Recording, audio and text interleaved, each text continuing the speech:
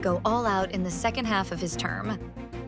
President Marcos has vowed to go all out in the second half of his term, saying his administration would intensify efforts to improve the lives of Filipinos beyond the country's recent economic gains. In his fourth State of the Nation address delivered on Monday, July 28th, the president reiterated how the result of the May 2025 elections served as a wake-up call to all politicians. Marcos said that while the country's economy was performing well on paper, that alone was not enough if ordinary Filipinos continued to struggle. Vice President Sara's impeachment is not yet done, a lawyer says. Admitting that the impeachment case against Vice President Sara Duterte is not yet dismissed, lawyer Michael Poa has assured that the defense team is ready to face future legal challenges to clear the country's second-highest official from the allegations.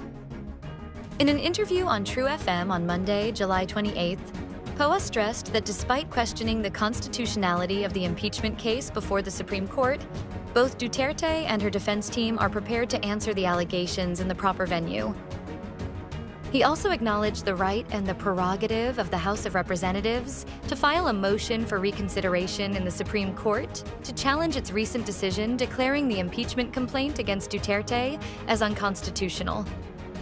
Duterte's lawyer recognized as well that the Senate, which has supposedly acquired jurisdiction over the impeachment complaint after it summoned the vice president earlier, could put the progress, whether to outrightly dismiss or to proceed, of the trial to a vote.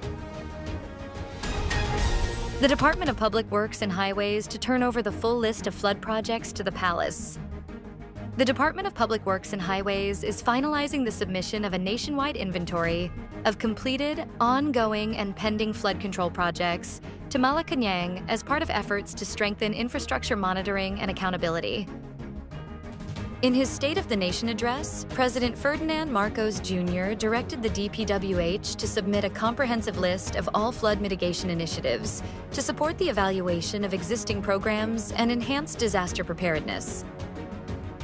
DPWH Secretary Manuel Bonoan assured that the department is acting promptly on the directive, noting that regular reports had already been transmitted to the palace before the president's public instruction. He emphasized that all flood control projects are grounded in technical studies, undergo government audits, and are subject to post-construction monitoring. Significant rainfall will persist in western Luzon due to the habagat, according to PAGASA. The southwest monsoon, or habagat, will continue to bring significant rainfall over parts of western Luzon in the next 2 days, said the Philippine Atmospheric, Geophysical, and Astronomical Services Administration on Tuesday, July 29th. PAGASA weather specialist Veronica Torres said that on Tuesday, occasional rains are expected over Ilocos region, Batanes, Babuyan Islands, Abra, Benguet, Zambales, and Bataan. She noted that rain is expected to persist for most of the day, with intermittent periods of moderate to heavy rainfall in these areas. Meanwhile, scattered light to moderate rains with occasional heavy rainfall and thunderstorms may also affect Metro Manila, Cavite, Laguna, Batangas, Rizal, Quezon, and the rest of the Cordillera Administrative Region, Cagayan Valley, and Central Luzon. The rest of the country will experience partly cloudy to cloudy skies with isolated rain showers or thunderstorms. Thailand and Cambodia have agreed to an unconditional ceasefire to end the deadly border row, the Malaysian Prime Minister says.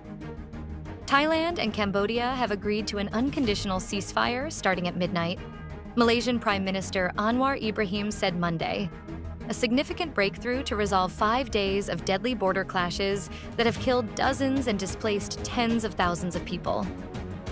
Cambodian Prime Minister Hun Manet and Thai Acting Prime Minister Phumtham Wechayachai hailed the outcome of the meeting and shook hands along with Anwar at the conclusion of the brief press conference in Malaysia. The fighting began Thursday after a landmine explosion along the border wounded 5 Thai soldiers. Both sides blamed each other for starting the clashes that have killed at least 35 people and displaced more than 260,000 people on both sides. Hun Manet and Phumtham have agreed to an immediate and unconditional ceasefire with effect from midnight local time, Anwar said as he read out a joint statement. Stay updated with the latest news. Visit our website at www.mb.com.ph or follow us on social media. Thanks for tuning in to the Manila Bulletin Daily.